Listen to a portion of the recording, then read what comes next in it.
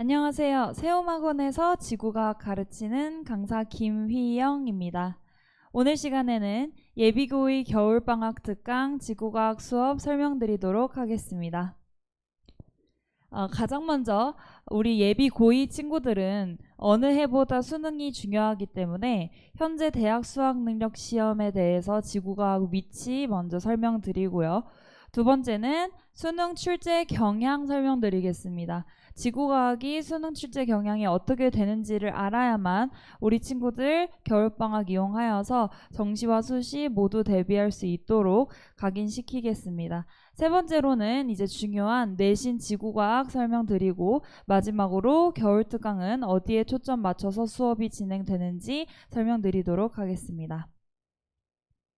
수능의 앵수생 인원과 비율 현황입니다. 첫 번째 표 보시면 개정교육과정 이후로 2020년부터 2023년까지 앵수생 인원과 비율이 계속해서 늘어나고 있음 확인할 수 있습니다. 두 번째 표 보시면 과학탐구의 체감 난이도를 학생들이 직접 투표한 것인데요. 과학탐구의 체감 난이도 점점 높아지고 있다 말씀드립니다. 그리고 과학탐구 내에서 친구들이 어떤 과목을 응시했는지 확인할 수 있는 표입니다. 2020년을 제외하고는 지구과학이 계속 1위를 차지하고 있음을 확인할 수 있습니다. 이러한 지구과학은 등급컷이 어떻게 책정되었느냐를 볼 수 있는 표입니다. 물 1부터 G1까지 각 해에 1등급 컷부터 3등급 컷까지 전부 다 적어놓은 표입니다. 핑크색 칸은 각 수능의 1등급 컷이 가장 낮은 또는 2등급, 3등급 컷이 가장 낮은 숫자에 제가 색지를 칠해놨습니다. 보시면 지구과학에 가장 많은 색깔이 칠해져 있으므로 지구과학 컷이 평균적으로 가장 낮게 책정된다 말씀드립니다. 또한 가장 중요한 가장 최근에 치러진 2025학년도 수능 등급 컷입니다. 1등급 컷부터 3등급 컷 모두 지구과학이 가장 낮게 책정되었음을 확인할 수 있습니다.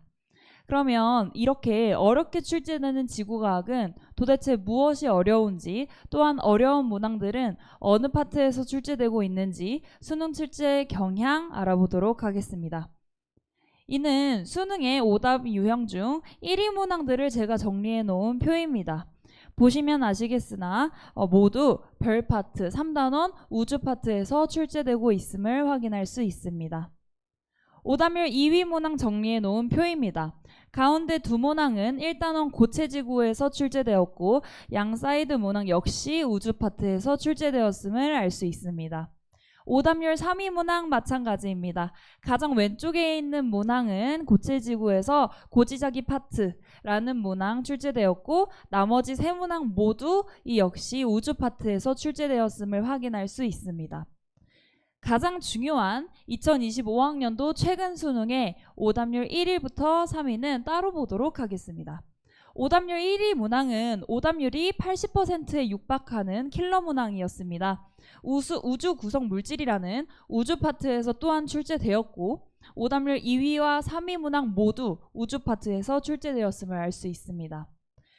따라서 앞에 최근 5개년 오답률 1위부터 3위 문항들을 전부 다 살펴보면 1단원에서는 단 3개, 또 2단원에서는 하나도 출제되지 않은 반면에 3단원에서 무려 12문항의 킬러 문항이 나왔음을 확인할 수 있습니다. 이는 수능 출제 기조가 3단원 우주 파트에 전부 다 몰려있고 아이들도 3단원 우주 파트를 가장 어려워한다. 평가원도 3단원 우주 파트에서 가장 다채롭고 어려운 문항들을 출제하고 있다. 이것이 지구과학 수능의 최근 출제 경향입니다. 지구과학이 그렇다면 왜 어려워하는가? 문항들을 하나하나 살펴보면서 간단하게 이해해 보도록 하겠습니다. 각 문항은 유사한 개념인 외계행성계 도플러 효과 유형을 제가 가져왔습니다. 과거 문항부터 보면 디귿 보시면 흡수선의 파장 변화 크기를 디귿에서 물어보고 있고요. 그 다음 문항 보시면 중심별의 시선 속도 물어보고 있고요. 그 다음 문항은 중심별의 공전 속도 물어보고 있고 가장 최근 수능의 오답률 2위 문항인 이 문항의 디귿에서는 흡수선 파장이 어떻게 관측되는지에 대한 관측 값을 물어보고 있습니다. 따라서 각 문항의 가장 어려운 디귿선지에서 전부 다 다른 단어와 용어로 어떠한 다른 개념을 물어보고 있지만 사실 이 디귿에서 물어보는 개념들은 전부 다 같은 상황 세팅의 하나의 원리로 이어지는 내용입니다. 따라서 우리 친구들은 지구과학을 잘 공부해야 한다의 기준은 무엇이냐면 저 첫 번째 문제인 2021학년도 6월 평가원에 나왔던 저 8번 문항을 보고 디귿선지 하나로 전부 다 이 디귿선지에서 물어보는 시선 속도라든지 공전 속도라든지 파장 변화 값이라든지 파장 값이라든지 전부 이해하는 공부를 미리 해주어야 합니다. 따라서 지구과학이 어려운 이유 총 정리해드리겠습니다.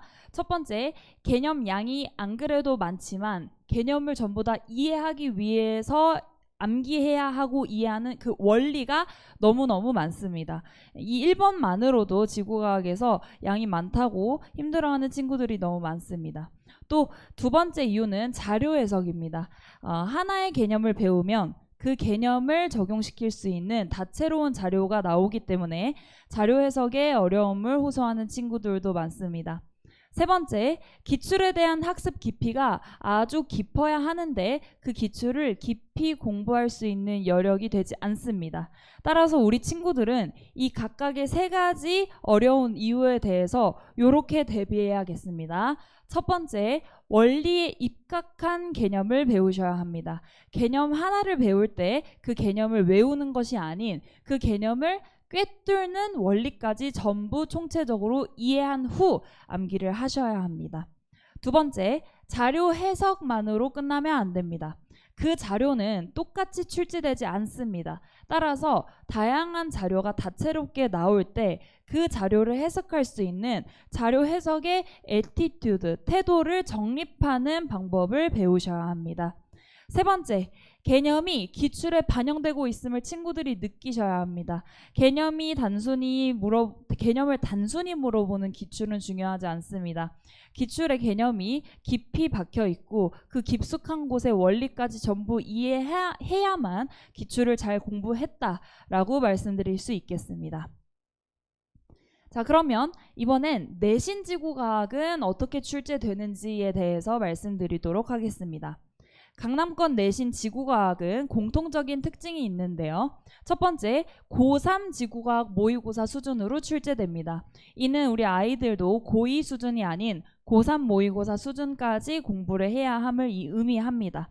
그중 고3 기출문제와 당해년도 EBS뿐만 아니라 과년도 수능특강 수능완성 EBS까지 전부 출제되고 있는 경향을 보입니다. 또한 고3 기출문제와 EBS에서 나오는 자료가 똑같이 출제되는 경우가 아주 많은데 자료만 똑같고 선지는 전부 다 변형되거나 또는 제작되는 선지들이 아주 많이 있습니다. 따라서 우리 친구들은 개념을 확실하게 이해한 후 전부 다 암기하고 또 새로운 자료에 대해서 해석할 수 있는 태도 자체를 정립을 시켜야 합니다. 학습 방법 두 가지로 정리드리면 자료 해석에 대한 피지컬을 올리셔야 합니다.